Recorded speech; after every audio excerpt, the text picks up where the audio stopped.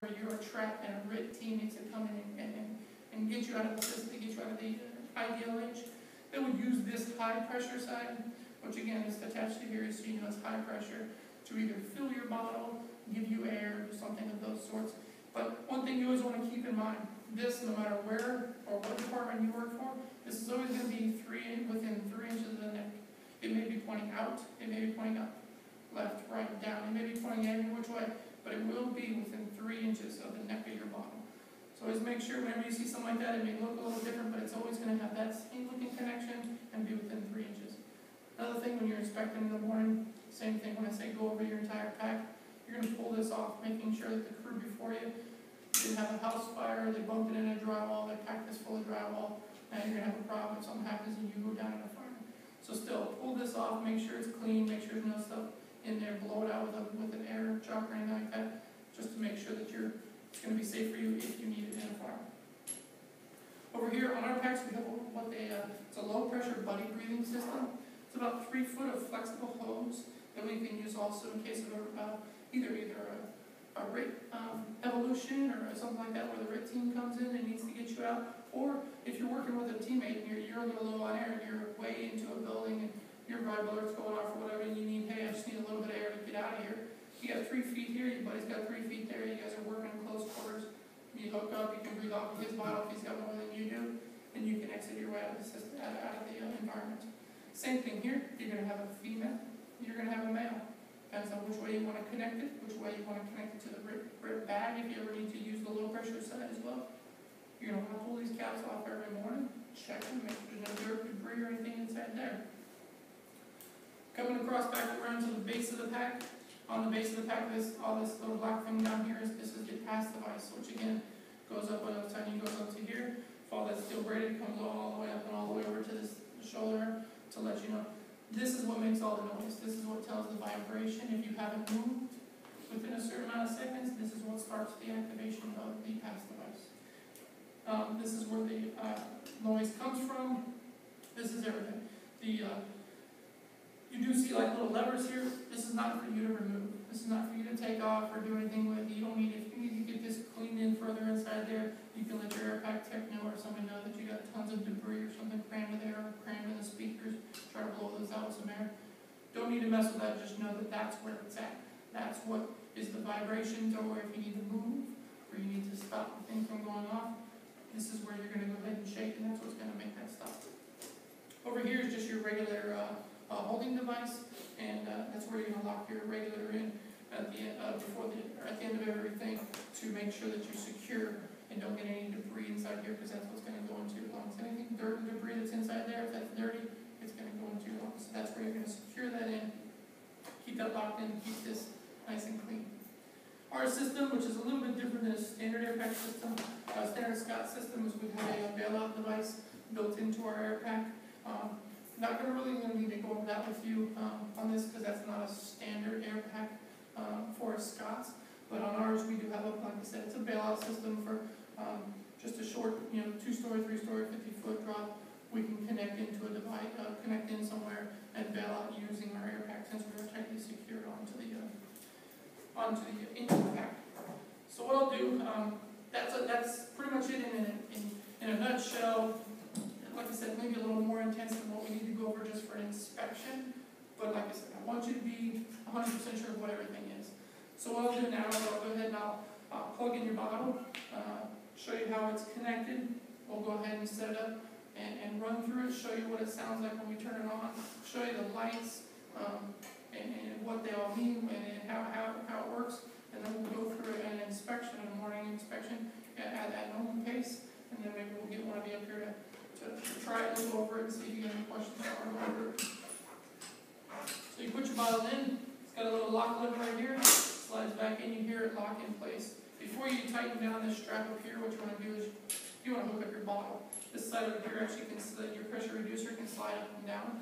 So you want to slide up and down so you don't put any kink on your hose. And then you turn around and you screw your bottle in. Just like normal, lefty-loosey, righty-tighty. I checked for any debris, making sure there's no debris inside there.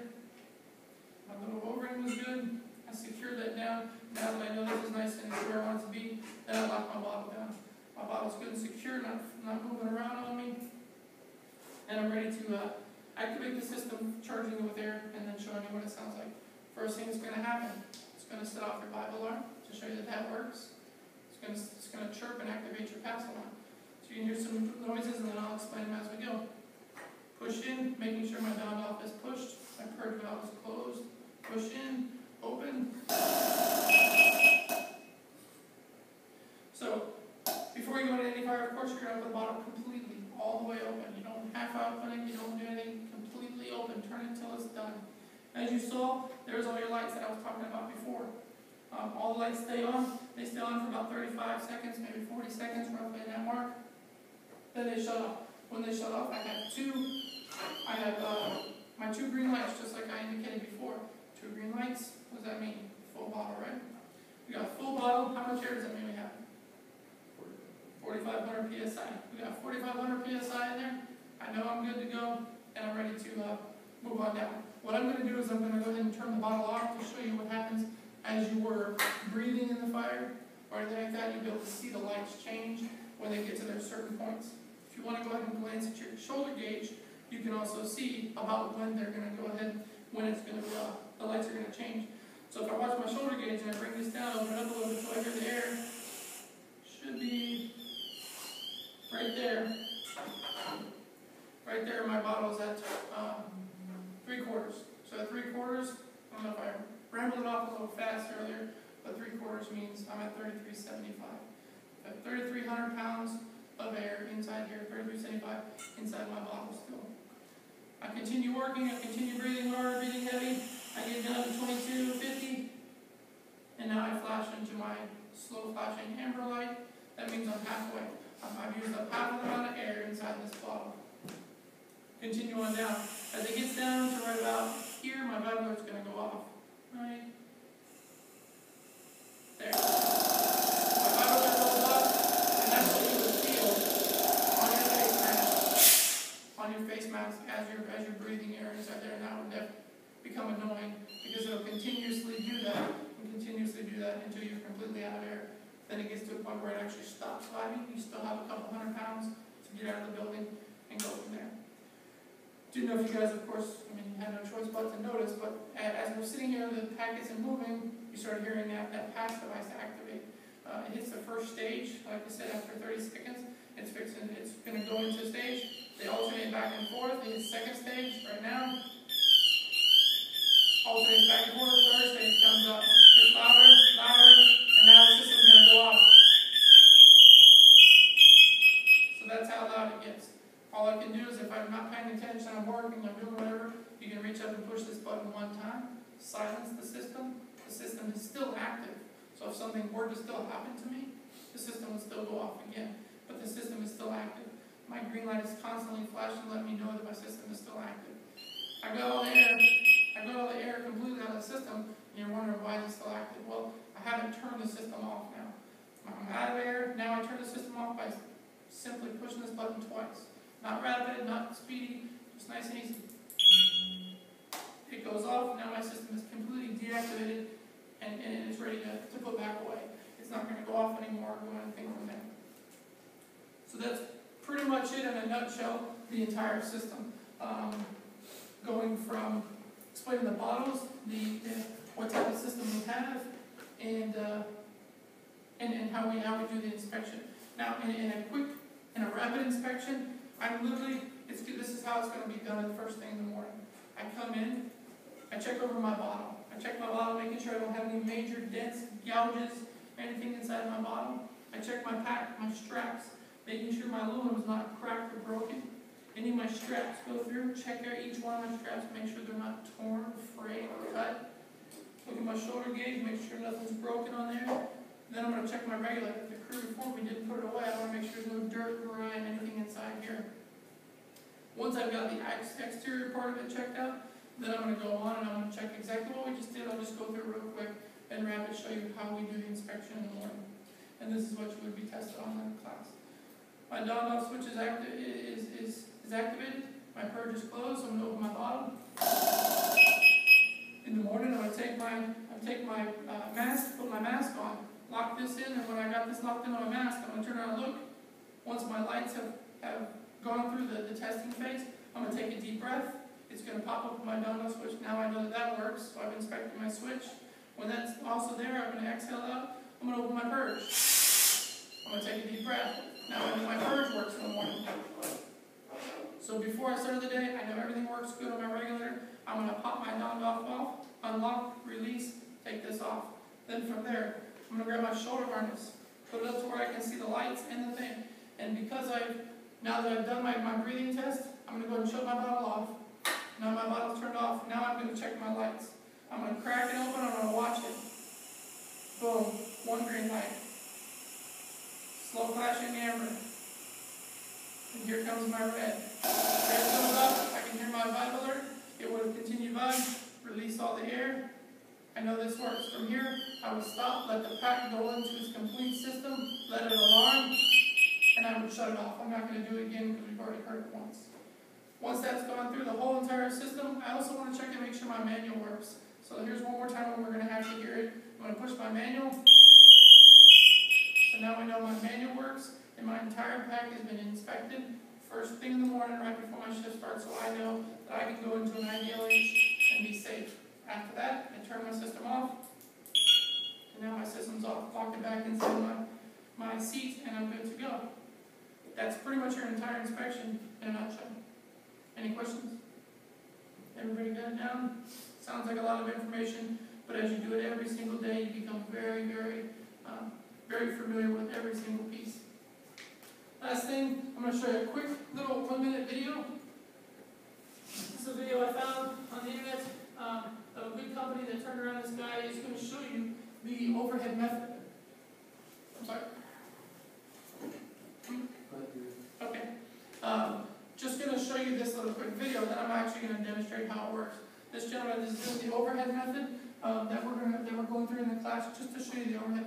There's a coat method, there's all these other methods.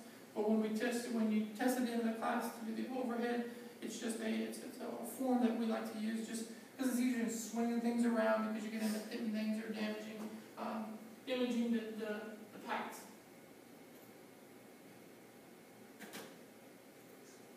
The SCBA unit.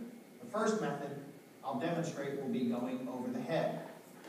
The firefighter basically grabs the back side of the back plate, raises the SCBA up over the head, letting the shoulder straps drape down around the arms and elbow area. Slowly slides the SCBA unit down onto the back until it's in place and tightens up the shoulder straps first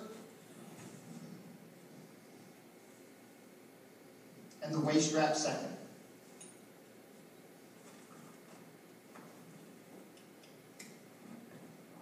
Tightening the waist strap on each side.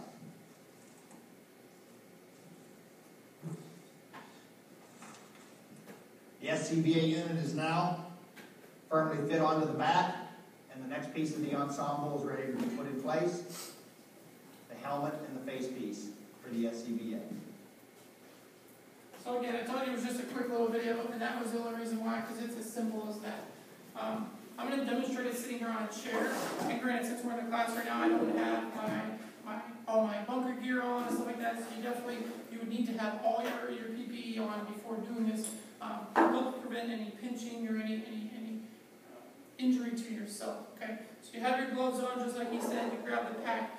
You always do this from a kneeling position on the ground. When you're on the ground and you do that, as you lift everything up, when this is normally locked into all your straps, as you lift it up, keep your elbows close in. You bring it up above your head. As they drop down over your elbow, raise your elbow out, raise your elbows out, and rest this on the top of your back. If you lean forward, as it slides down your back, it just slides perfectly into position with the base of the pack sitting right at the seat, right at the lower part of your back, because I'm leaning forward. So same thing when I'm on the ground. I'm leaning forward like this. It's going to sit right at the base of my pack. As I reach down and grab my shoulder straps, I tighten these up just to snug them up there a little bit, just to keep it from falling any further down. As it falls down, now I can grab my shoulder straps, and this is one thing you want to make sure you don't get tangled up. So then you hook in your straps here, you cinch this down with our type of pack that we have. You just have to cinch it down pretty hard. If You keep it at the base, right at the seat of the lower part of your back, and you cinch this down really hard. All the weight is now off my shoulders. It sits on my hips. I'm not going to get fatigued. So that's why I like using the shoulder, the over the head, because it sits right at my hips and hold it in tight. Squeeze it in there, and then you can just keep these flexible to where you still have your arm inside here. From there, just like he explained, hook up your mask and you're ready to go. Any questions about that, guys? No? Alrighty. Well, I thank you for participating in the class with me today. There'll be a small test here afterwards, and we'll move forward.